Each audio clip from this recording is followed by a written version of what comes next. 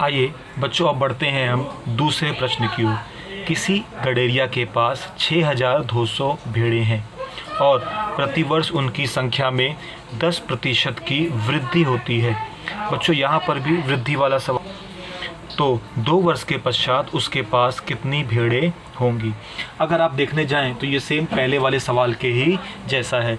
गडेरिया के पास 6200 भेड़ें हैं, तो जो भेड़ों की संख्या है वो यहाँ पर आपका P मतलब प्रिंसिपल मूलधन का काम करेगा, इसलिए P बराबर क्या है? भेड़ों की संख्या।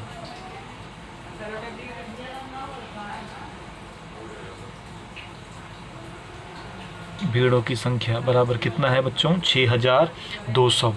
अब प्रतिवर्ष उनकी संख्या में 10% की वृद्धि हो रही है। तो बच्चों, वृद्धि की जो दर है R जो है वो ये क्या है? वृद्धि की दर। भेड़ों की संख्या में वृद्धि की दर कितनी है? वो 10%। अब 2 वर्ष के पश्चात, तो बच्चों यहाँ भी समय जो है N वो है 2 वर्ष। 2 वर्ष के पश्चात कुल कितनी भेड़ें होंगी? तो बच्चों ये भी वैसे हुआ कि 6200 भेड़ें, उसके बाद वृद्धि जो है 10% की दर से जो बढ़ेंगी, कुछ भेड़ें मिलेंगी। 2 वर्ष के पश्चात 6200 और जो वृद्धि की दर से जो भेड़ें मिलेंगी वो दोनों मिला के, तो दोनों मिला के जो होता है वो इस गणित चक्रवृद्धि ब्याज की भाषा में मिश्रधन होता है। तो इसलिए यहाँ पर भी आपको मिश्रधन ही ज्ञात करना है। बच्चों, अधिकांश सवाल में आपको मिश्रधन ही निकालना होगा। तो यहाँ पर A आएगा। A है 2 वर्ष के पश्चात भेड़ों की संख्या। ये हमको ज्ञात करना है कि 2 वर्ष के पश्चात कुल कितनी भेड़ें होंगी। अब बच्चों, हमेशा की तरह चक्रवृद्धि ब्याज का सबसे पहले मिश्रधन का सूत्र लगाएंगे। A बराबर P कोष्ठक में 1 + R/100 घाते n। अब चलिए हम मान डालते हैं। A वैसी रहेगा। P हमारा कितना है? 6200। P की जगह पर 6200 आ गया। कोष्ठक में 1 वैसी रहेगा, प्लस वैसी रहेगा। R हमारा है 10, वृद्धि है इसलिए प्लस में ही है, 10/100। n हमारा है 2। बच्चों ये 1 0 क्या हो जाएगा? कट जाएगा। तो ये कैंसिल करने से सम थोड़ा इजी हो जाता है।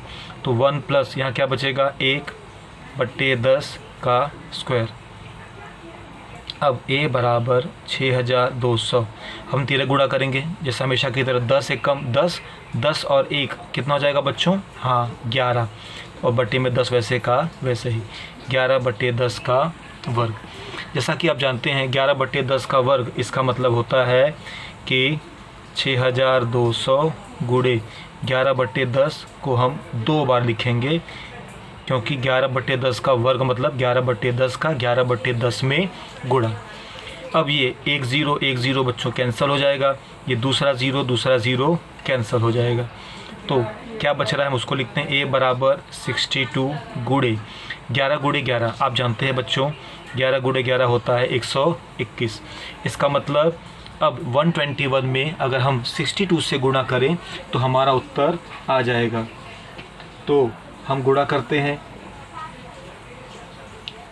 62 में 121 से गुणा करने पर जो आएगा वो हमारा उत्तर होगा। तो आइए हम गुणा करके निकालते हैं कितना होता है।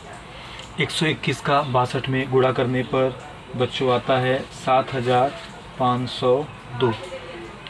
7502। इसलिए हम कह सकते हैं कि 2 वर्ष के पश्चात, इसलिए फाइनल आंसर अब लिखते हैं 2 वर्ष के पश्चात उसके पास 7502 भेड़ें,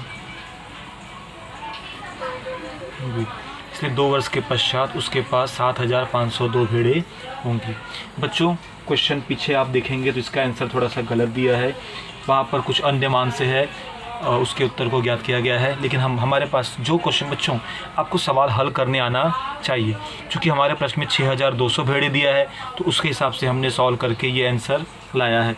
अगर भेड़ों की संख्या चेंज होती है तो आपको सम करने का तरीका आना चाहिए।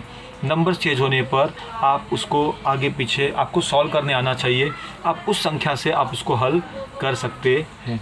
तो इस प्रकार बच्चों ये दूसरा सवाल भी यहीं पर समाप्त होता है। आइए बढ़ते हैं अब प्रश्न नंबर 3 की ओर।